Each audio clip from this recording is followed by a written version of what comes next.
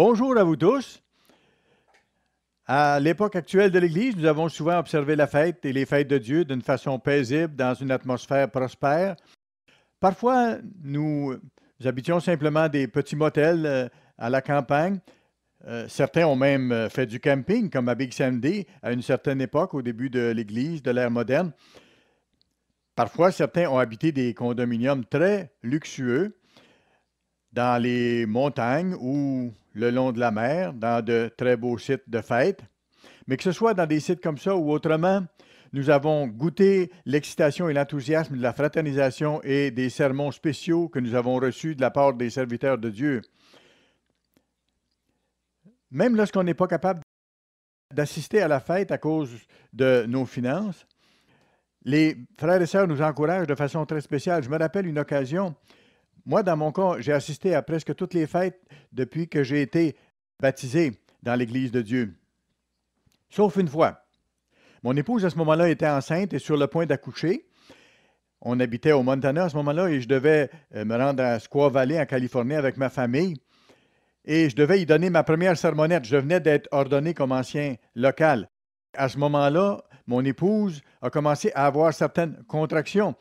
Alors, je ne voulais pas prendre la chance de voyager sur une aussi longue distance à partir du Montana à aller à Squaw Valley, en Californie. Alors, ça a été la seule fois où je n'ai pas pu aller à la fête des tabernacles. Mais on a été tellement encouragés parce que certains frères, le sachant, ont passé par notre domicile et nous ont encouragés, ont venu nous dire bonjour. Bien sûr, c'était triste de les voir quitter pour aller au site de fête alors qu'ils se dirigeaient vers là. Mais nous avons été tellement encouragés par l'amour que les frères nous ont manifesté parce qu'on devait rester chez nous pour la fête.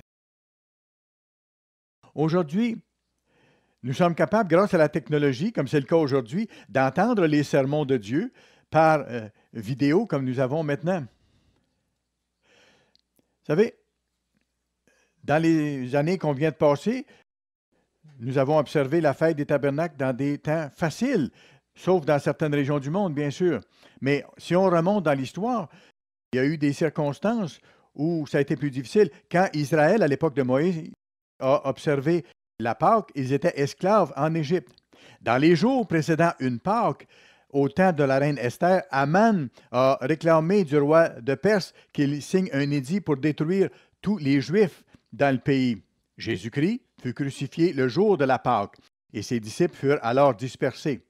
Par après, en l'an 70, alors que la foule s'assemblait à Jérusalem pour la Pâque, c'est à ce moment que les armées romaines encerclèrent Jérusalem et le temple, emprisonnant les gens à l'intérieur et procédant à sa destruction.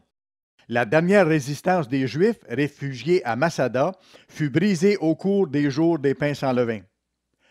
Le jour de la Pâque, en 1943, 35 000 Juifs du ghetto de Varsovie se soulevèrent contre les nazis. C'étaient ceux qui restaient parmi les 450 000 Juifs qui y habitaient juste auparavant. En 1973, les armées de l'Égypte et de la Syrie, aidées par les forces de 9 autres nations arabes et non arabes, ont attaqué Israël le jour des expiations, le Yom Kippour. Comment observerions-nous les fêtes de Dieu en des temps aussi troublés, agités et difficiles? Le titre de mon sermon aujourd'hui est celui-ci: Célébrer les fêtes de Dieu en des temps heureux et en des temps difficiles.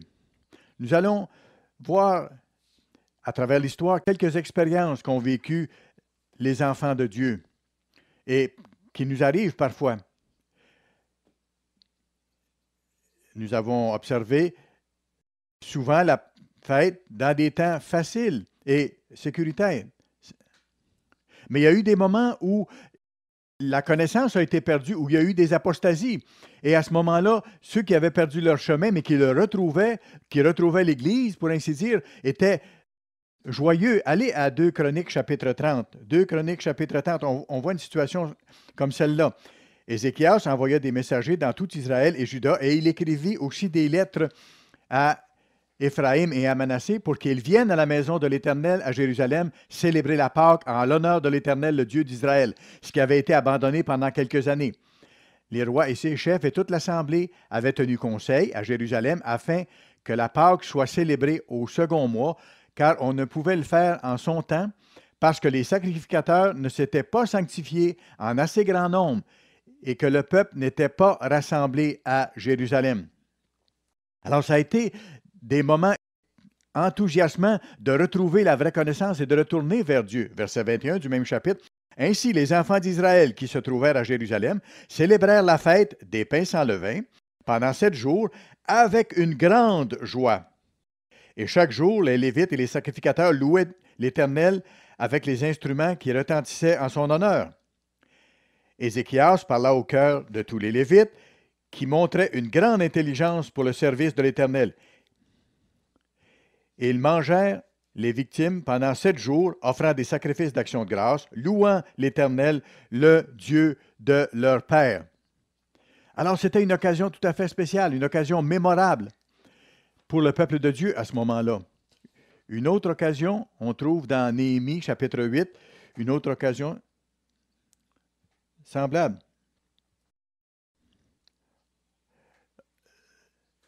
C'est une joie, une grande bénédiction de pouvoir observer toutes les fêtes de Dieu, la fête des tabernacles comme les autres fêtes également. Alors, on voit dans l'histoire qui s'est passée à certains moments donnés, Néhémie, chapitre 8, et nous allons commencer au verset 1. Néhémie, chapitre 8, et le verset 1. Alors, tout le peuple s'assembla, comme un seul homme, sur la place qui est devant la porte des eaux. Alors, c'était rempli, la foule était là. Et ils avaient un but précis. Et ils dirent à Esdras, le scribe, d'apporter le livre de la loi de Moïse, prescrite par l'Éternel à Israël. Et le sacrificateur Esdras apporta la loi devant l'assemblée composée d'hommes et de femmes, et de tous ceux qui étaient capables de l'entendre. C'était le premier jour du 7e mois. C'était une fête d'automne, c'était la fête des trompettes. Et on voit, verset 3, Esdras lut dans le livre depuis le matin jusqu'au milieu du jour, sur la place qui est devant la porte des eaux. Ils ont eu une assemblée et le matin et l'après-midi. On le voit ici. Alors, Esdras lut la loi devant les hommes et les femmes, en présence des hommes et des femmes et de ceux qui étaient capables de l'entendre. Tout le peuple fut attentif à la lecture du livre de la loi. Ils voulaient entendre la loi. Ils voulaient entendre la bonne parole de Dieu. Ils étaient disposés à être fortifiés par Dieu, par sa parole, pour continuer. Verset 5, il est écrit ici, après avoir décrit que Esdras se tenait sur une plateforme, comme le font les ministres lorsque nous prêchons. Verset 5, Esdras ouvrit le livre à la vue de tout le peuple. Alors, c'est important de réaliser que nous lisons à partir de la parole de Dieu. Ce ne sont pas nos paroles à nous en tant qu'êtres humains, ce sont les paroles de Dieu que nous devons donner au peuple. Esdras ouvrit le livre, le lut à tout le peuple, car il était élevé au-dessus de tout le peuple. Et lorsqu'il l'eut ouvert, tout le peuple se tint en place. Esdras bénit l'Éternel, le grand Dieu, et tout le peuple répondit en levant les mains. Amen, Amen, autrement dit qu'il en soit ainsi. Et ils s'inclinèrent et adorèrent l'Éternel, le visage contre terre. D'autres assistaient Esdras pour expliquer la loi. Verset 8. Ces hommes-là lisaient distinctement dans le livre de la loi de Dieu et ils en donnaient le sens pour faire comprendre ce qu'ils avaient lu. On entend M. Meredith et d'autres évangélistes durant la fête et les ministres de Dieu lire les Écritures et expliquer le sens profond de ces passages-là. C'est ce qu'ils faisaient à ce moment-là, comme on voit ici. Verset 9 maintenant. Néhémie, le gouverneur, Esdras, le sacrificateur et le scribe, et les Lévites, qui enseignaient le peuple, dirent à tout le peuple, « Ce jour est consacré à l'Éternel, votre Dieu. Ne soyez pas dans la désolation et dans les larmes, car tout le peuple pleurait en entendant les paroles de la loi. Il redécouvrait la beauté de la loi. Il leur dit, ce n'est pas un temps pour pleurer, c'est un temps de grande réjouissance. Et c'est une expérience merveilleuse que vous vivez de célébrer les fêtes de Dieu. Et leur dire, allez, mangez des viandes grasses. Donc, célébrez en goûtant de bonnes choses. Et buvez ce qui est doux. goûter des choses excellentes. Et envoyez des portions à ceux qui n'ont rien préparé. Car ce jour est consacré à notre Seigneur. Ne vous affligez pas, car la joie de l'Éternel sera votre force. Et ça nous encourage. Ça nous encourage à continuer à soutenir l'œuvre de Dieu. Nous savons que le Christ vit en nous et nous comprenons de plus en plus ce que Dieu accomplit. Et une des raisons pour lesquelles nous sommes ici à la fête ou pour lesquelles nous observons la fête chez nous en ce moment, si nous ne pouvons pas nous rendre, c'est parce que nous attendons le changement du monde dans l'avenir au retour de Christ. Dieu est avec nous si nous observons la fête. Et ce n'est pas par crainte, ce n'est pas par menace que nous le faisons, c'est par joie, c'est par la joie de l'Éternel. C'est à cause de son amour, à cause de sa joie, à cause de sa paix. Et il nous la donne, il nous la communique lorsqu'on obéit. Verset 11, les Lévites calmaient tout le peuple en disant, « Taisez-vous, car ce jour est saint. Ne vous affligez pas. » Et tout le peuple s'en alla pour manger et boire, et pour envoyer des portions, et pour se livrer à de grandes réjouissances, car ils avaient compris les paroles qu'on leur avait expliquées. Formidable. Alors, dans des temps semblables, ça a été une expérience merveilleuse où les gens sont revenus à Dieu, des familles entières ensemble pour apprendre les voies de Dieu. Et c'était enthousiasmant de le vivre, comme c'est pour nous aujourd'hui. Mais il y a une mise en garde que Dieu nous fait et dont il faut nous rappeler. Dieu nous donne plein de bénédictions pour ces fêtes. Nous ne devons pas aller à l'excès lorsque nous vivons des fêtes de Dieu dans sa prospérité. Allons à Ésaïe chapitre 5. Ésaïe chapitre 5. Certains racontent leur expérience, leur première expérience lorsqu'ils ont assisté ou célébré la fête des tabernacles pour la première fois, et certains ont exagéré, ont mangé trop ou ont bu trop. Ce n'est pas ce que Dieu dit de faire. Ésaïe 5, verset 11. Dieu dit, « Malheur à ceux qui de bon matin courent après les boissons enivrantes. » Voyez-vous, durant la fête, on se lève tôt le matin pour prier Dieu, pour faire nos études bibliques, pour être avec la famille, pour partager des bons moments, pour se préparer pour la journée, mais non pas pour s'intoxiquer avec l'alcool. Dieu décrit ici ceux qui exagèrent et qui, bien avant la nuit, sont échauffés par le vin. La harpe et le luth et les tambourins, la flûte et le vin animent leur festin, mais ils ne prennent point garde à l'œuvre de l'Éternel. Voilà la clé. On peut goûter les bonnes choses avec modération, que ce soit l'alcool, que ce soit les bons mets. On peut goûter des mets nouveaux, mais toujours dans la perspective d'obéir à Dieu, de la raison pour laquelle nous sommes là à la fête, pour apprendre les voies de Dieu et pour glorifier notre Dieu. Peut-être qu'on ne peut pas être à la fête à cause des circonstances financières ou de maladies, mais nous comprenons quand même le plan de Dieu et il y a un but pour ceux qui sont appelés. Dieu veut appeler plusieurs fils à la gloire au retour de Christ, lorsque le millénium commencera et que Dieu va répandre ses bénédictions. Alors, dans les temps de paix et de sécurité, il faut garder en tête le but de Dieu et le but pour lequel nous célébrons ces fêtes. Il y a aussi parfois des moments où nous connaissons la pauvreté ou la détresse sur le plan économique. Il y a des temps où les gens viennent d'apprendre que la fête existe. Je me rappelle d'un couple, dès le début de mon ministère, ils venaient d'apprendre concernant la fête des tabernacles et bien sûr, ils n'avaient pas pu s'y préparer. Ils ne connaissaient pas l'Église à ce moment-là et ils ont célébré la fête par eux-mêmes dans un camping. Et comme ils ne connaissaient pas vraiment le calendrier de Dieu, ils l'ont célébré à un mois de différence. Mais ils ont appris par la suite. Parfois, il nous arrive de passer des situations financières difficiles. Vous savez, actuellement, aux États-Unis, on passe une crise financière jamais vue depuis une centaine d'années. Certains ont perdu leurs emplois, certains ont de la difficulté actuellement, et c'est la même chose dans d'autres pays à travers du monde. Qu'est-ce qui serait arrivé, par exemple, j'émets l'hypothèse, si le système bancaire se serait effondré dans les nations où nous sommes, si nous avions fait face à un grand chaos, comment aurions-nous observé la fête des tabernacles? Allons à 1 Timothée chapitre 6. Il faudrait l'observer de toute façon, là où nous serions. Nous savons par la foi que nous l'observerions d'une façon ou de l'autre. Dans des périodes de difficulté ou de stress financier, nous devons continuer à observer les fêtes avec l'attitude que Dieu veut que nous ayons. 1 Timothée 6 et le verset 6, c'est en effet une grande source de gain que la piété avec le contentement. Il nous faut comprendre que ce sont les choses spirituelles qui ont préséance, qui prédominent, qui doivent prédominer. Paul écrit ceci à Timothée. Il faut avoir l'approche selon Dieu. C'est en effet une grande source de gain que la piété, l'obéissance à Dieu, avec contentement, avec joie, car nous n'avons rien apporté dans le monde.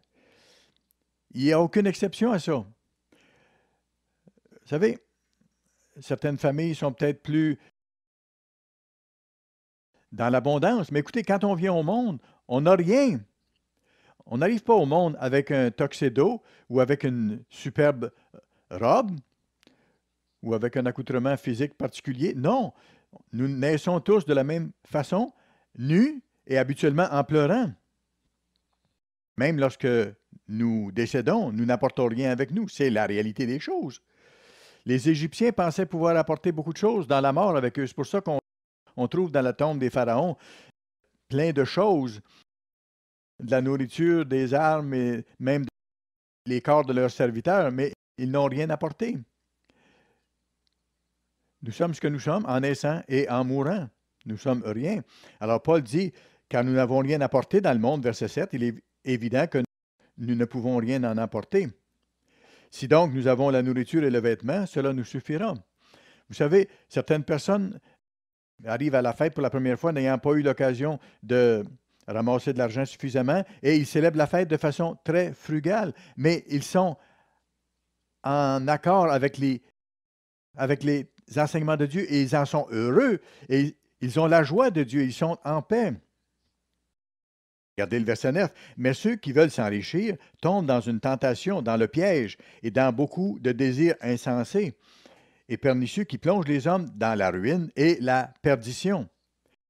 Parfois, si nous ne faisons pas attention, si nous n'avons pas le caractère de Dieu suffisamment, si on ne revêt pas Dieu suffisamment et que notre cœur n'est pas dans l'œuvre de Dieu suffisamment, on peut avoir beaucoup d'argent et beaucoup de ressources, mais si nous ne l'utilisons pas comme il faut, même pour célébrer la fête, ça ne sert à rien et ça nous amène ailleurs. Il dit, verset 10, car l'amour de l'argent est une racine de tous les maux, et quelques-uns, en étant possédés, se sont égarés loin de la foi et se sont jetés eux-mêmes dans bien des tourments. Alors la fête des tabernacles n'est pas une fête de tourment ou d'angoisse. On doit célébrer la fête de la façon divine et avec le niveau de bénédiction que Dieu nous a donné. Verset 13. Je te recommande devant Dieu qui donne la vie à toutes choses et devant Jésus-Christ qui fit une belle confession devant Ponce Pilate, de garder le commandement et de vivre sans tâche, sans reproche, jusqu'à l'apparition de notre Seigneur Jésus-Christ, qui manifestera en son temps le bienheureux et le seul souverain, le roi des rois et le Seigneur des seigneurs, qui seul possède l'immortalité. C'est pour ça que Paul insiste ici, je remonte au verset 12, il dit à Timothée, et ça s'applique à nous, « Combat le bon combat de la foi, saisis la vie éternelle à laquelle tu as été appelé. » C'est ça l'essentiel, c'est ça notre but, et pour laquelle tu as fait une belle confession en présence d'un grand nombre de témoins. Voyez-vous, quelle que soit notre situation, même si on doit rester à la maison pour observer la fête, il faut la garder dans la perspective de Dieu. Et Dieu va vous encourager. Nous avons un avenir extraordinaire en tant que peuple de Dieu. C'est merveilleux. Dieu va répandre sur nous les bénédictions pour nous donner l'encouragement que nous avons besoin pour continuer. Et après son retour, il va bénir les nations. C'est pour ça qu'il dit, et je relis 13, je te recommande devant Dieu qui donne la vie à toutes choses et devant Jésus-Christ qui fit une belle confession devant Ponce Pilate, de garder le commandement et de vivre sans tâche, sans reproche, selon Dieu, jusqu'à l'apparition de notre Seigneur Jésus-Christ, qui manifestera en son temps le bienheureux et seul souverain, le roi des rois et le Seigneur des seigneurs. Voilà le Christ, qui seul possède l'immortalité, qui habite une lumière inaccessible, que nul homme n'a vu ni ne peut voir, à qui appartiennent l'honneur et la puissance éternelle. Amen. Paul continue en disant, recommande aux riches du présent siècle de ne pas être orgueilleux, de ne pas mettre leur espérance dans les richesses incertaines, mais de la mettre en Dieu, qui nous donne avec abondance toutes choses pour que nous en jouissions. Recommande-leur de faire du bien, d'être riches en bonnes œuvres, d'avoir de la libéralité, de donner, de la générosité. Alors, nous encourageons ceux qui observent la fête, soit à la fête ou soit à la maison, d'agir de la sorte, de penser aux autres, de s'examiner. Examinons-nous. Est-ce que nous avons l'attitude de donner, de se rappeler que si nous avons la bénédiction d'être à la fête, par exemple, il faut se rappeler ceux qui n'ont pas pu se rendre à la fête et de partager avec eux, de les encourager, de leur envoyer un petit mot, de leur téléphoner. Et si nous sommes du côté de ceux qui reçoivent, parce que nous n'avons pas ce qu'il faut, bien, il faut être reconnaissant. C'est Dieu qui donne toutes choses. Et quoi que ce soit que nous recevions, apprécions-le. Et ceux qui ne peuvent pas aller à la fête, priez pour ceux qui sont à la fête, pour leur protection, pour l'inspiration de ce qui va se dire, de ce qui va s'entendre. Qu'on soit riche ou pauvre, on doit prier les uns pour les autres et on doit partager. Il nous faut avoir la bonne attitude les uns envers les autres. Nous sommes membres de la famille de Dieu. Le verset 19, quel est le résultat de ça si on le fait? S'amasser ainsi pour l'avenir un trésor placé sur un fondement solide afin de saisir la vie éternelle. Que ce soit dans la pauvreté, même si nous sommes dans la pauvreté, on doit observer la fête avec amour, dans un esprit de partage avec les autres. On peut prier pour les autres, les aider, les encourager aussi. Regardez maintenant dans Matthieu, le chapitre 6. Voyez ici comment Dieu veut que nous voyions la vie, que nous voyions les bénédictions qu'il nous donne, ou comment réagir dans nos temps de difficulté. Qu'est-ce qu'il dit, verset 31, Matthieu 6? Ne vous inquiétez donc pas et ne dites pas que mangerons-nous, que boirons-nous, de quoi serons-nous vêtus? Car toutes ces choses, ce sont les païens qui les recherchent. Ceux qui ne sont pas appelés par Dieu pour le moment recherchent ces choses-là, parce qu'ils ne connaissent pas le vrai Dieu. Votre Père céleste, vous qui êtes appelés, il sait que vous en avez besoin. Et Dieu connaît vos besoins. Il dit au verset 33, « Vous cherchez premièrement le royaume et la justice de Dieu. » Et regardez, c'est une promesse, et toutes ces bénédictions vous seront données par-dessus. Ne vous inquiétez donc pas du lendemain, car le lendemain aura soin de lui-même. À chaque jour suffit sa peine. Cherchez le royaume de Dieu. Observez les fêtes de Dieu selon que Dieu nous commande. Avec joie et dans toutes circonstances, Dieu va pourvoir à vos besoins, va s'occuper de vous. Aujourd'hui, certains qui ne peuvent pas assister à la fête par maladie ou par manque de finances ou autre raison peuvent recevoir des vidéos et avoir la nourriture à la maison. Dieu nous bénit de façon extraordinaire. Et ceux qui savent que ces gens-là ne peuvent pas venir doivent leur envoyer un petit mot et prier pour eux. C'est formidable de pouvoir observer la fête, même si on n'a pas tout ce qu'on désirerait avoir. L'important, c'est de célébrer la fête de Dieu. Il y aura des temps de crise nationale qui vont se produire. Allons au livre de Lamentation. Il nous faut se préparer mentalement à ces choses-là, de sorte qu'on réagisse de la bonne façon. Le livre de Lamentation est entre le livre de Jérémie et le livre d'Ézéchiel, et il y a des circonstances mentionnées ici au chapitre 1, verset 3. Ces choses-là sont arrivées dans le passé et peuvent se produire encore. Verset 3, Juda est en exil, victime de l'oppression et d'une grande servitude, en esclavage. Il habite au milieu des nations. Ils étaient captifs à ce moment-là, et ça va se produire. Et il n'y trouve point de repos. Tous ces persécuteurs l'ont surpris dans l'angoisse. Les chemins de Sion sont dans le deuil, car on ne va plus aux fêtes de Dieu. Ils étaient en captivité à ce moment-là. Ils n'avaient plus accès au temple. On le voit, c'est décrit dans le livre ici.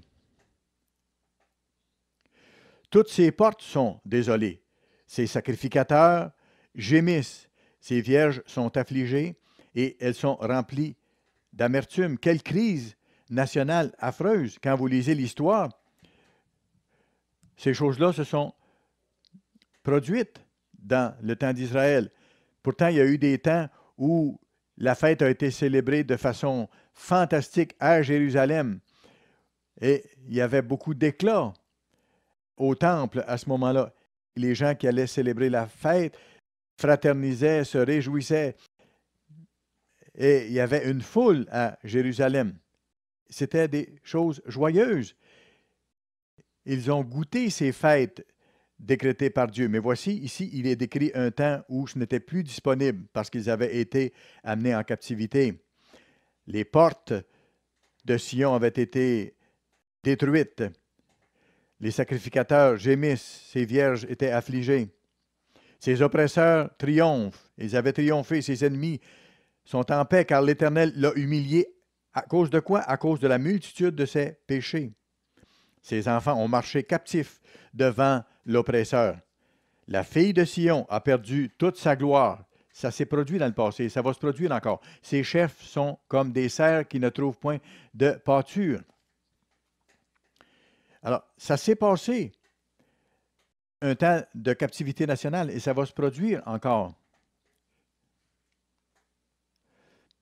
Ça s'est passé dans la Deuxième Guerre mondiale. Les Juifs, avant ça, allaient à leur synagogue le jour du sabbat et pour les jours saints. Et à partir de la Deuxième Guerre mondiale, beaucoup n'avaient plus accès à leur synagogue ou à leur rabbin. La splendeur avait disparu, pour ainsi dire. Mais certains ont continué à observer les fêtes de Dieu. J'ai certains livres chez moi qui montrent que certains Juifs ont continué à observer les fêtes de Dieu dans ces circonstances-là. Au psaume 42, allez au psaume 42, on voit une situation semblable. Ici, Dieu a inspiré ce psaume particulier, décrivant de telles circonstances où des gens étaient empêchés d'observer les fêtes et ils en souffraient. Le commentaire biblique expositeur dit ceci: le psalmiste qui a écrit ce psaume était isolé de Jérusalem. Il était sans doute un réfugié, il était sans doute en exil et il exprime sa douleur concernant le fait de ne pas pouvoir observer les fêtes comme avant. Psaume 42, verset 2. Comme une biche soupire après des courants d'eau, ainsi mon âme soupire après toi, ô Dieu. Mon âme a soif de Dieu, du Dieu vivant. Quand irai-je et paraîtrai-je devant la face de mon Dieu? Mes larmes sont ma nourriture jour et nuit, pendant qu'on me dit sans cesse, où est ton Dieu? On voit que c'était une période où cet individu-là était séparé, était en exil, et il disait, quand est-ce que je vais pouvoir retourner et observer les fêtes de mon Dieu? Il était séparé dans une sorte d'affliction terrible et il était dévasté de ne pas pouvoir célébrer les fêtes de Dieu comme auparavant. Il était un peu déprimé. Verset 12, il dit à Dieu, pourquoi t'as battu mon âme et gémis-tu au-dedans de moi?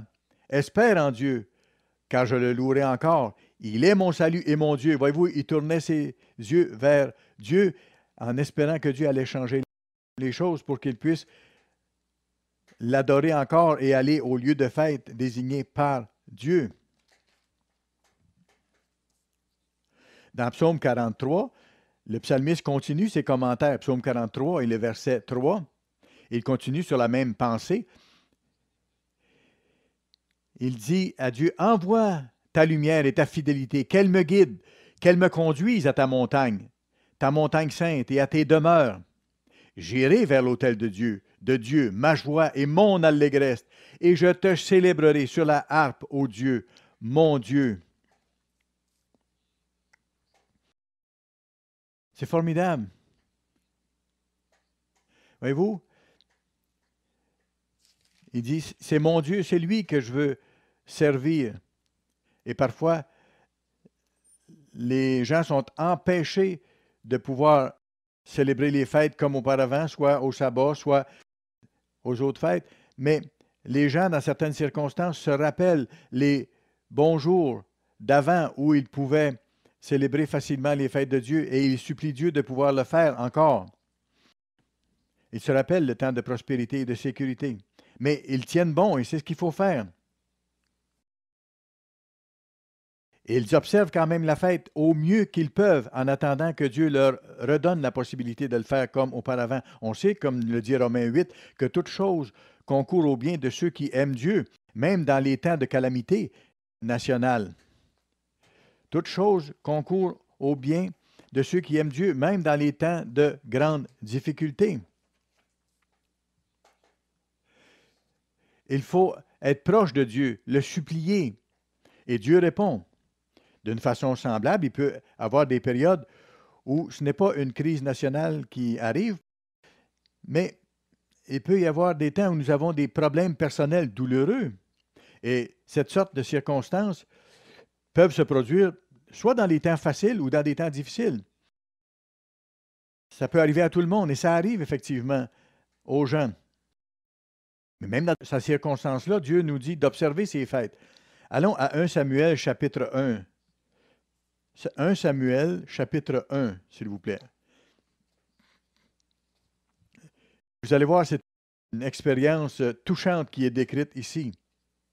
Ça fait partie de l'histoire que Dieu a voulu rapporter ici dans les livres.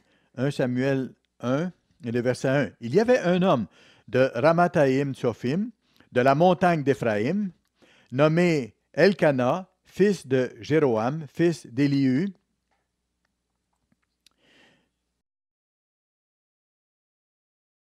Il parle de sa nationalité. Verset 2, il avait deux femmes, dont l'une s'appelait Anne et l'autre Pénina. Pénina avait des enfants, mais Anne n'en avait point.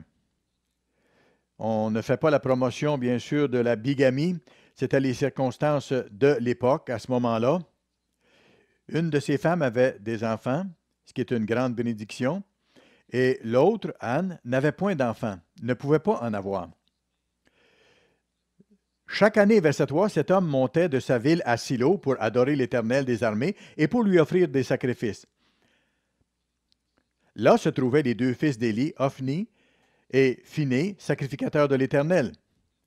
Le jour où Elkana offrait son sacrifice, il donnait des portions à Pénina, sa femme, et à tous les fils et à toutes les filles qu'elle avait.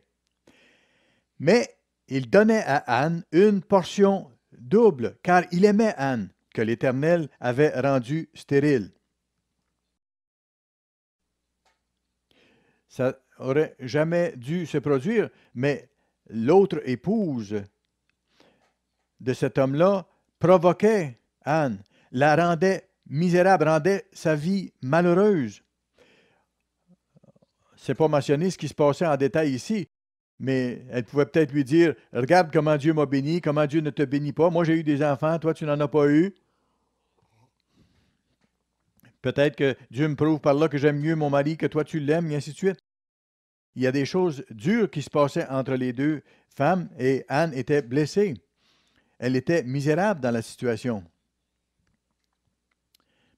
Alors, verset 6, ça rival lui prodiguait des mortifications pour la porter à s'irriter de ce que l'Éternel l'avait rendu stérile. Et toutes les années, il en était ainsi. Chaque fois qu'Anne montait à la maison de l'Éternel, Pénina la mortifiait de la même manière. Alors, elle pleurait et ne mangeait point. C'était la fête et elle ne se réjouissait pas. Elle était malheureuse. Elle avait ce fardeau sur ses épaules. Verset 8, Elkana, son mari, lui disait, Anne, pourquoi pleures-tu? Et ne manges-tu pas? Pourquoi ton cœur est-il attristé? Est-ce que je ne vaux pas pour toi mieux que 10 fils?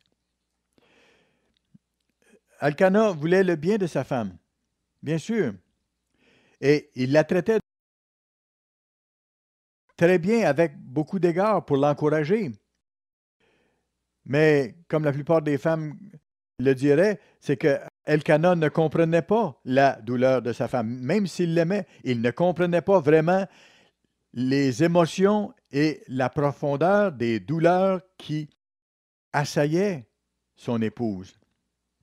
Il faisait de son mieux, mais il ne la comprenait pas vraiment. Il faisait de son mieux pour la réconforter. Mais il n'y arrivait pas. Verset 9. Anne se leva après que l'on eut mangé et bu à Silo. Le sacrificateur Élie était assis sur un siège près de l'un des poteaux du temple de l'Éternel. Et l'amertume dans l'âme, elle pria l'Éternel et versa des pleurs.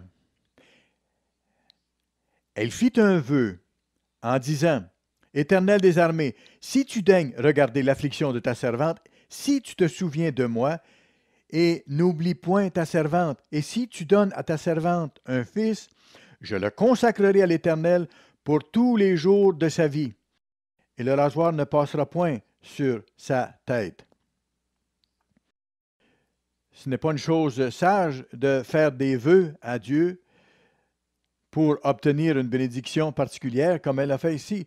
Mais son cœur était juste, elle aimait Dieu, elle était affligée et elle était disposée à faire tous les sacrifices imaginables pour que Dieu la bénisse, entende sa prière et lui donne un enfant.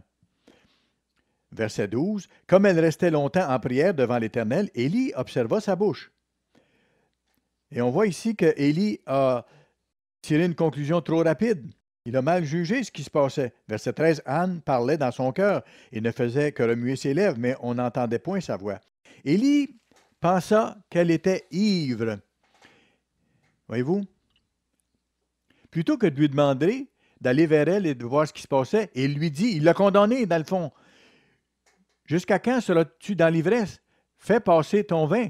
Il ne lui a pas dit, est-ce que tu as un problème? Est-ce que je peux t'aider? Non. Il lui a dit, tu es ivre. Fais passer ton vin. Verset 15, Anne répondit, non, mon Seigneur, je suis une femme qui souffre en son cœur. Je n'ai bu ni vin ni boisson enivrante, mais je répandais mon âme devant l'Éternel. Ne prends pas ta servante pour une femme pervertie, car c'est l'excès de ma douleur et de mon chagrin qui m'a fait parler jusqu'à présent. Élie a eu au moins la présence d'esprit, la bonne attitude d'admettre qu'il avait fait erreur. Verset 17, Élie reprit la parole et dit, « Va en paix, et que le Dieu d'Israël exauce la prière que tu lui as adressée. » Elle dit, « Que ta servante trouve grâce à tes yeux. » Et cette femme s'en alla. Elle mangea et son visage ne fut plus le même. Vous pourrez lire le reste de l'histoire et vous voyez comment Dieu a béni cette femme. Il lui a donné un fils qui est devenu justement Samuel. Ce fut un serviteur puissant de Dieu. Je donne cet exemple particulier parce que parfois on va à la fête avec des fardeaux émotionnels dans notre cœur. Il y a des femmes qui aimeraient avoir un enfant. Il y a des hommes qui aimeraient avoir un enfant et qui ne peuvent pas, qui ont été mariés peut-être depuis longtemps, mais pour quelque raison que ce soit, ils ne peuvent pas avoir d'enfants. Ils vont à la fête et ils voient les autres familles, ils voient les autres couples avec des enfants, ils les voient jouer, s'amuser ensemble, apprendre les voies de Dieu ensemble, et ils souhaiteraient être dans de telles conditions, et ils souhaiteraient que Dieu rende possible le fait d'avoir un enfant pour eux. Il peut y avoir d'autres fardeaux, peut-être. Peut-être que certains vont à la fête avec un problème de santé majeur. Ils souffrent, ils ont une douleur, beaucoup de douleurs physiques peut-être. Et ils disent à Dieu, peut-être qu'à cette fête, Dieu, tu vas me guérir. Peut-être que c'est la fête où je vais être guéri et que mes douleurs vont prendre fin. Peut-être que c'est maintenant le temps où je vais voir. Peut-être que c'est la fête où les sourds vont entendre. Peut-être que c'est cette année la fête où celui qui est paralysé va pouvoir marcher.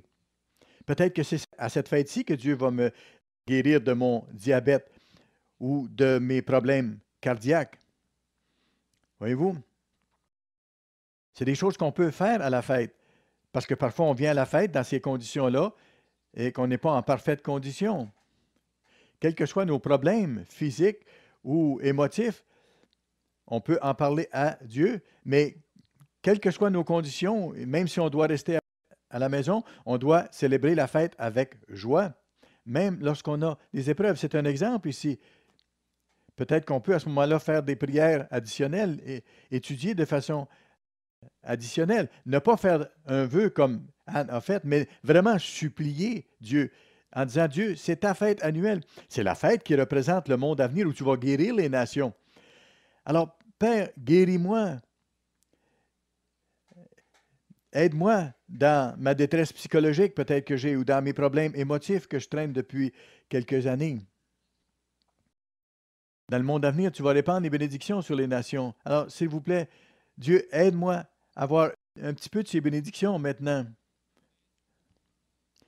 Parce que je t'appartiens et je veux te servir. C'est formidable tout ce qui peut se passer à la fête des tabernacles. On peut prier Dieu davantage, le supplier. Qui sait si Dieu n'interviendra pas et ne tournera pas la situation en votre faveur? Vous savez, lorsque le Christ a rencontré les moments les plus pénibles de sa vie, il a gardé sa tête tournée vers les choses positives, sa pensée vers des choses positives. Il s'est tourné vers Dieu. Allez dans Luc chapitre 22. Luc chapitre 22, nous allons commencer à lire au verset 14. Regardez comment le Christ a abordé ces moments les plus douloureux de son existence, là où il allait être martyrisé et mis à mort. C'était le moment de sa dernière Pâque dans la chair ici.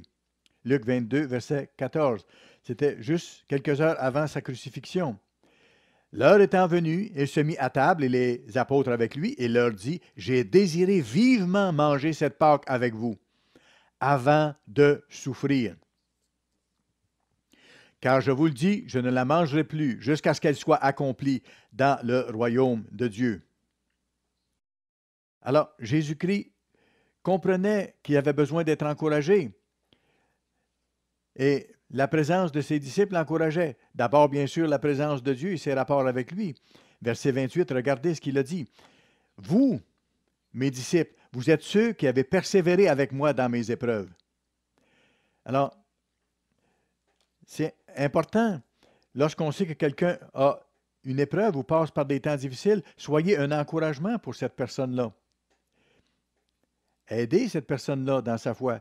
Encouragez-la en lui disant que Dieu va éventuellement la guérir.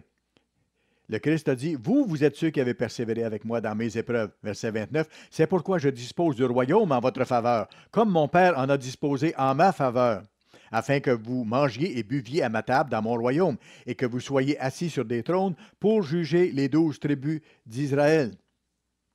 Voyez-vous ce à quoi le Christ pensait? Il était conscient de ce qui s'en venait dans quelques heures pour lui, l'agonie horrible qu'il allait endurer, mais il a gardé ses pensées tourné vers le but pour lequel il était là et sur ce sur quoi ça allait déboucher, le royaume établi sur la face de la terre. Et il a gardé les yeux tournés vers la vie éternelle, vers le royaume à venir, vers le rôle qu'il avait à jouer pour rendre ces choses-là possibles. Allez à Matthieu chapitre 26 maintenant. Matthieu chapitre 26 et nous allons lire à partir du verset 36. Le Christ a prié de façon très spécial, même plus que Anne. Matthieu 26 et le verset 36. Là-dessus, Jésus alla avec eux dans un lieu appelé Gethsémani, et il dit aux disciples, asseyez-vous ici pendant que je m'éloignerai pour prier. Il prit avec lui Pierre et les deux fils de Zébédée, et il commença à éprouver de la tristesse et des angoisses. Il savait ce qui s'en venait. Il leur dit alors, mon âme est triste jusqu'à la mort. Restez ici et veillez avec moi. Restez ici et veillez avec moi. Puis, ayant fait quelques pas en avant, il se jeta sur sa face et pria ainsi, mon Père, s'il est possible, que cette coupe s'éloigne de moi. Toutefois, non pas ce que je veux, mais ce que tu veux. En d'autres termes, que ta volonté, Père, soit faite. Le Christ n'a pas prié comme ça seulement une fois, mais à différentes reprises. Et on sait qu'il était tellement angoissé qu'il y avait du sang qui sortait des pores de sa peau. Mais à travers tout ça, il a cherché la volonté de Dieu. Et Dieu l'a fortifié et l'a aidé à passer à travers cette épreuve, qui a été une telle bénédiction pour toute l'humanité. Vous savez, la fête des tabernacles ne pourrait pas exister sans cette première étape qui devait se réaliser, la mort du Christ, la mort de l'agneau de Dieu, son sacrifice, la Pâque, et lui a passé par cette épreuve terrible. Et Dieu lui a répondu, lui a donné la force. Matthieu 11 et le verset 28. Matthieu 11 et le verset 28, voyez ce qui est écrit ici. Ce que le Christ dit, et vous dit à vous et à moi, quelles que soient nos circonstances, venez à moi, vous qui êtes fatigués et chargés, et je vous donnerai du repos. Remettez ces choses-là entre mes mains, je vous donnerai du repos. Verset 29, prenez mon joug sur vous et recevez mes instructions, car je suis doux et humble de cœur. Et vous trouverez le repos pour vos âmes, car mon joug est doux et mon fardeau est léger.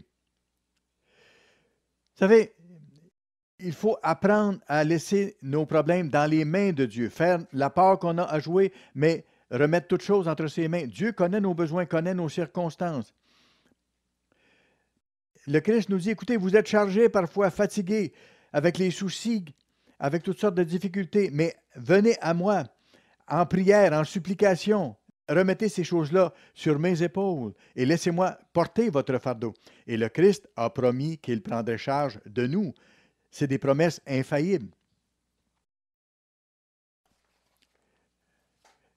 Il y a des moments où parfois on a observé la fête dans des moments de confusion spirituelle. Et parfois même d'observer la fête, ça a été un défi. Parfois, certaines personnes vont s'en prendre à nous et vont nous dire, vous observez la fête à un mauvais moment donné, ce n'est pas à ce temps-là qu'on doit l'observer, c'est à un autre moment. Non, on a un calendrier exact qu'on peut prouver. Certaines personnes vont nous accuser, vont dire, vous êtes trop sévère ou vous êtes trop libéraux. Suivez nos directives. Non. Comment est-ce qu'on doit observer la fête? Quand observer la fête? Dieu nous le dit exactement dans sa parole. Allons à 1 Timothée, chapitre 3. 1 Timothée, chapitre 3, et nous allons lire à partir du verset 14.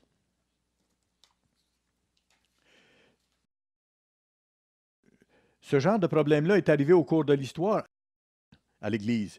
L'Église a été souvent bombardée par des fausses doctrines, par des accusateurs, par des gens qui voulaient détourner. Vous savez, Internet est une belle invention et ça peut transmettre des informations rapidement pour le bien, mais aussi ça peut le faire pour le mal.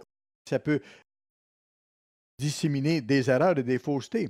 1 Timothée chapitre 3, parfois les gens vont fouiller là-dessus et deviennent confus. 1 Timothée chapitre 3, c'est vers la Bible qu'on doit se tourner. Verset 14, Paul écrit ceci à Timothée, le jeune évangéliste. Je t'écris ces choses avec l'espérance d'aller bientôt vers toi. Mais si je tarde, tu sauras comment il faut se conduire dans la maison de Dieu, qui est l'Église du Dieu vivant, la colonne et l'appui de la vérité. Voyez-vous, l'Église doit publier la vérité et l'enseigner dans ses murs. Paul dit à Timothée, si tu veux savoir comment te conduire, comment observer les fêtes, comment vivre selon Dieu, à ce moment-là, tourne-toi vers l'Église de Dieu, vers les serviteurs de Dieu. Et c'est un apôtre qui parle, Paul, qui représente le fondement des enseignements de Dieu, lui qui était l'imitateur de Christ. Et il dit à Timothée, appuie-toi là-dessus. Un autre passage, un peu plus loin, il a dit, rappelle-toi de qui tu as appris ces choses-là. Vous savez, à travers les années, nous sommes venus à l'Église et nous avons appris ce que la Bible enseigne vraiment par les serviteurs de Dieu. Nous avons développé la stabilité et nous avons appris à servir Dieu. Mais il nous faut toujours nous rappeler de qui nous avons appris ces choses-là, de l'Église, et ne pas aller vers d'autres choses autour qui peuvent amener la confusion. Allez à Colossiens chapitre 2. Colossiens chapitre 2. Il nous faut prouver les choses une fois pour toutes et ensuite rester sur les fondements. Et lorsqu'il y a des idées de confusion qui arrivent concernant les fêtes de Dieu, il faut se solidifier. Mais où aller? Avec qui se réunir? Vers qui doit-on aller? Qu'est-ce que signifie la fête? Comment l'observer? Dieu nous le montre. Colossiens 2 et le verset 6. Colossiens 2, verset 6. Paul écrit ceci. Ainsi donc, comme vous avez reçu le Seigneur Jésus-Christ, marchez en lui, étant enraciné et fondé en lui. Comment est-ce qu'on a reçu la vérité? Comment est-ce que vous avez appris la vérité? De qui est-ce que vous l'avez appris? Vous avez appris concernant le sabbat, vous avez appris concernant les sabbats annuels, les fêtes. Où avez-vous appris ces vérités? De qui les avez-vous appris? Nous les avons appris de la bouche des ministres fidèles à Dieu qui prêchaient exactement ce qui est dans la Bible, et c'est ce que nous devons faire, ce que l'Église de Dieu continue à faire maintenant. Et c'est ce que l'apôtre Paul dit ici. Ainsi donc, comme vous avez reçu le Seigneur Jésus-Christ, marchez en lui, étant enraciné et fondé en lui, et affermi par la foi, d'après les instructions qui vous ont été données, et abondé en actions de grâce. Certains d'entre nous ont été dans l'Église depuis des dizaines d'années. Rappelez-vous votre appel. On nous a enseigné à vérifier toutes choses dans la Bible. À partir de la Genèse à aller jusqu'à l'Apocalypse, nous avons appris ce que signifie le sabbat et les fêtes. Nous avons été enseignés à travers les années par des serviteurs fidèles de Dieu. Alors, nous avons été fondés dans la foi comme nous avons été enseignés et nous en sommes très reconnaissants. Dieu nous a donné des choses merveilleuses. Alors, verset 8, Paul dit, et ça s'applique à nous aussi, « Prenez garde que personne ne fasse de vous sa proie. » Faites attention que personne ne vous prive de votre salut par la philosophie et par une vaine tromperie. D'où est-ce que ça vient, la philosophie et les vaines tromperies? Alors que la vérité vient de la Bible. Le fondement, notre fondement vient de la Bible et c'est ce que nous enseignons. C'est la parole de Dieu écrite qui est notre guide. Nous ne prêchons pas dans l'Église de Dieu des philosophies humaines et des tromperies. Nous ne nous tournons pas vers des traditions humaines. Nous ne nous tournons pas vers ce que les hommes enseignent ou vers les traditions qui ont été développées par les hommes. Non, nous prêchons la parole de Dieu. Dieu nous dit de vivre de toute parole qui sort de la bouche de Dieu. Et ces paroles-là sont écrites dans la Bible.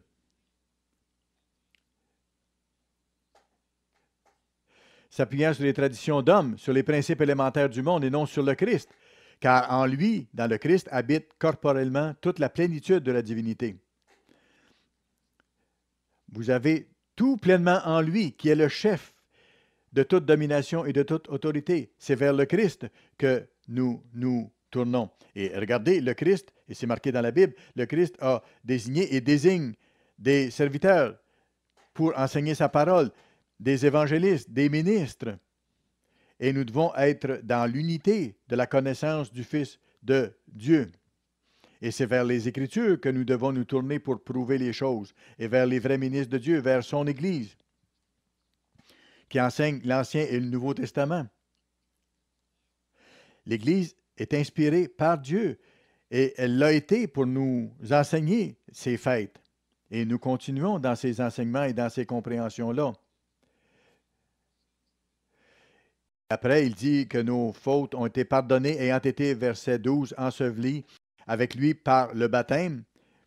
Vous êtes aussi ressuscités en lui et avec lui par la foi à la puissance de Dieu qui l'a ressuscité des morts. Et finalement, au verset 16, c'est très important ici, Paul dit que personne donc ne vous juge ou ne vous critique ou ne vous condamne ou se moque de vous ou vous mette au défi, que personne donc ne fasse ça concernant le manger ou le boire ou au sujet d'une fête ou des sabbats. Parfois, les gens vous mettent au défi ou critiquent ce que vous mangez et disent « Ah, vous pouvez manger n'importe quoi, vous pouvez manger du porc, des fruits de mer et ainsi de suite. » Mais écoutez, certains même vont dire « Allez-y au maximum, amusez-vous, profitez des choses de la vie, buvez et mangez à l'excès. » On ne doit pas faire ça, la Bible nous montre. Bien sûr, on peut boire. Certaines personnes vont dire, vous n'avez pas le droit de boire de l'alcool. Ou d'autres incitent les autres à boire trop. Alors que la Bible nous dit qu'on peut prendre de l'alcool, mais avec modération. Certains essaient d'émettre toutes sortes d'idées fausses concernant les fêtes ou la façon de les observer, mais Paul dit ici, ne vous laissez pas séduire par ces fausses choses-là. Il dit, écoutez, les sabbats de Dieu sont l'ombre des choses à venir, et ces fêtes aussi. Et c'est très encourageant. Il dit que personne donc ne vous juge au sujet du manger, du boire, d'une fête ou des sabbats qui sont l'ombre des choses à venir, sauf le corps du Christ, comme c'est écrit dans l'original. Ce que Paul est en train de dire ici, c'est ne laissez personne vous critiquer ou vous juger ou vous condamner sur votre observance des fêtes de Dieu et la façon de vivre de Dieu, mais laissez l'Église juger de ces choses-là et vous les enseigner. Quel est le corps de Christ? Colossiens 1, 18, la page précédente. Il est, le Christ, la tête du corps de l'Église. Il est le commencement, le premier-né d'entre les morts, afin d'être en tout le premier. Alors, voyez-vous, c'est pour ça que Paul dit dans Colossiens 2, verset 16, que le corps de Christ vous enseigne quoi faire, vous dise quoi faire, parce que le Christ a placé ses ministres dans son Église pour enseigner les lois de Dieu et comment en vivre. Alors, dans des temps de confusion spirituelle, qu'est-ce qu'il faut faire? Il faut se fonder sur l'Église qui nous a enseigné les fondements de la vérité et sur la Bible. Et verset 18, il dit que personne, sous une apparence d'humilité et par un culte des anges, ne vous ravisse à son gré le prix de la course. Tandis qu'il s'abandonne à des visions, il est enflé d'un vain orgueil par ses pensées charnelles. De telles philosophies existent, de telles façons de penser existent. Certains vont vous dire, dépensez pas de l'argent pour aller à la fête, prenez cet argent et donnez-le aux pauvres. Donnez-le aux pauvres. Et de cette façon, vous allez être beaucoup plus religieux. Vous allez être davantage spirituel. Encore une fois, ce n'est pas ce que Dieu dit. Dieu nous commande de célébrer sa fête. Et Dieu dit par ces fêtes-là, surtout la fête des tabernacles, Dieu veut nous donner un avant-goût du monde à venir. Il y a des gens qui nous amènent des idées nouvelles. Certains disent faites la fête de façon excessive, ou d'autres disent non, il faut être absolument frugal, il faut presque rien faire. Non. Regardez, qu'est-ce que ça dit, ces choses-là? Verset 19, sans s'attacher au chef, dont tout le corps, assisté et solidement assemblé par des jointures et des liens, tire l'accroissement que Dieu donne. Si vous êtes mort avec le Christ, au principe élémentaire du monde, pourquoi, comme si vous viviez dans le monde, vous impose-t-on ces préceptes? Voyez-vous, les choses anciennes, nous les laissons en arrière, notre ancienne façon de faire, comme le monde faisait les choses. Nous les faisons maintenant comme Dieu veut. Dieu inspire son Église de nous montrer le chemin. Alors il dit, si vous êtes mort avec le Christ au principe élémentaire du monde, c'est-à-dire aux façons de faire du monde, verset 21, les gens peuvent dire parfois, de façon erronée, ne prends pas, ne goûte pas, ne touche pas. Ce sont des idées humaines, préceptes qui deviennent pernicieux par l'abus. Par exemple, certains vont dire, la sexualité, c'est quelque chose de mauvais, ou il ne faut pas manger de telle ou telle chose. Ce sont des règles humaines qui ont été ajoutées. Et il dit, et qui ne sont fondées que sur des ordonnances et des doctrines d'hommes. Toutes sortes d'idées bizarres. Qu'est-ce qu'on doit faire à la fête? Qu'est-ce qu'on devrait manger ou boire? Ou comment on devrait se comporter? C'est Dieu qui nous dit quoi faire. Dieu nous dit, ne suivez pas les traditions d'hommes et les doctrines d'hommes. Absolument pas. Verset 23, ils ont en vérité une apparence de sagesse, en ce qu'ils indiquent un culte volontaire. Certains s'imposent comme les ascètes des régimes extrêmes pour vivre dans une frugalité que Dieu ne demande pas. Et c'est une fausse humilité, comme il dit ici, un mépris du corps, mais cela est sans valeur réelle et ne sert qu'à satisfaire la chair. C'est pour ça que Paul dit, après ça, au verset 1 du chapitre 3, « Si donc vous êtes ressuscité avec Christ, cherchez les choses d'en haut, Donc, suivez ce que le Christ nous montre. Chaque année, nous observons les fêtes de Dieu.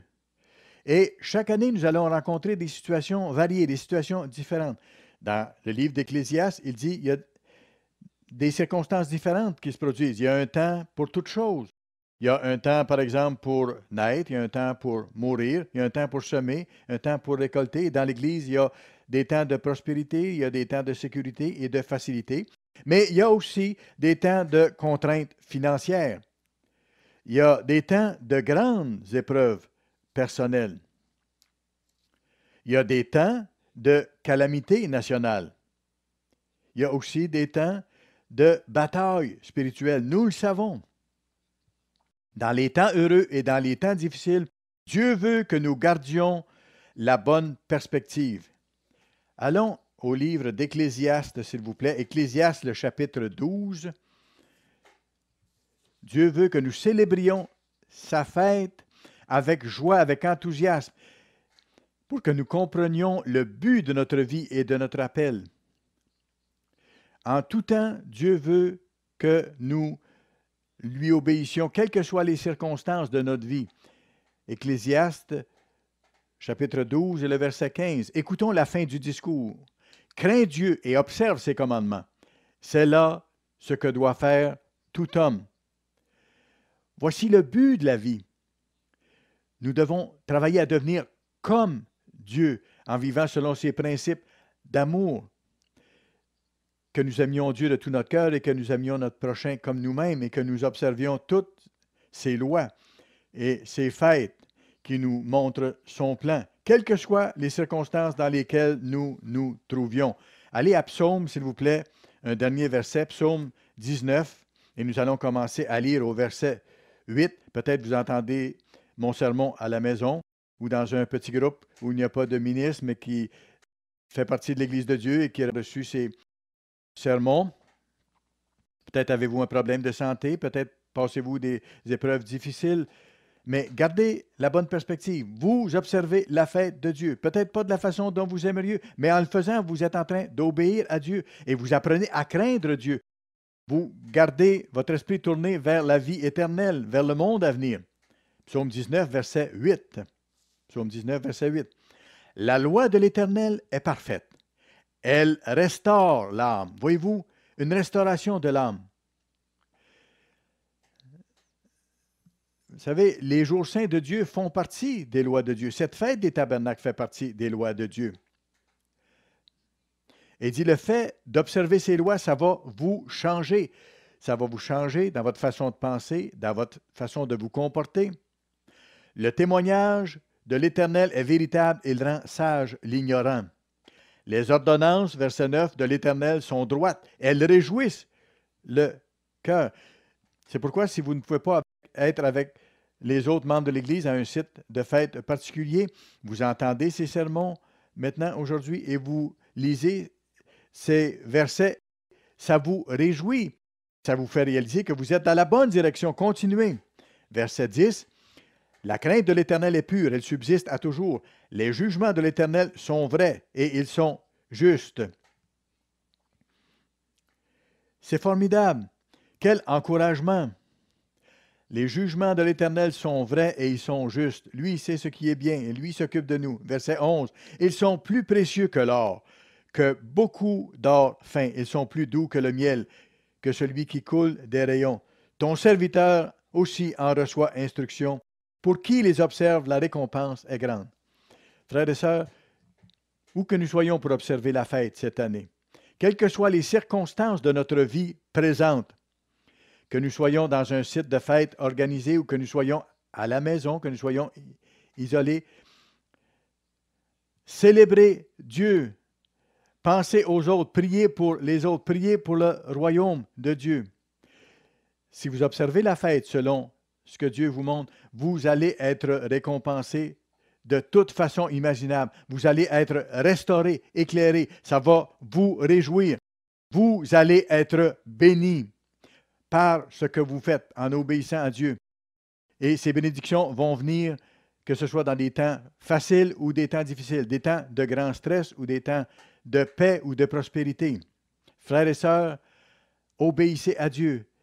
Ce faisant, vous mettez votre vie dans les voies de Dieu, suppliez-le, observez ces fêtes de la meilleure façon possible. Et Dieu va vous récompenser avec des bénédictions merveilleuses, des bénédictions de toutes sortes, des bénédictions spirituelles aussi, maintenant et à jamais dans le royaume de Dieu.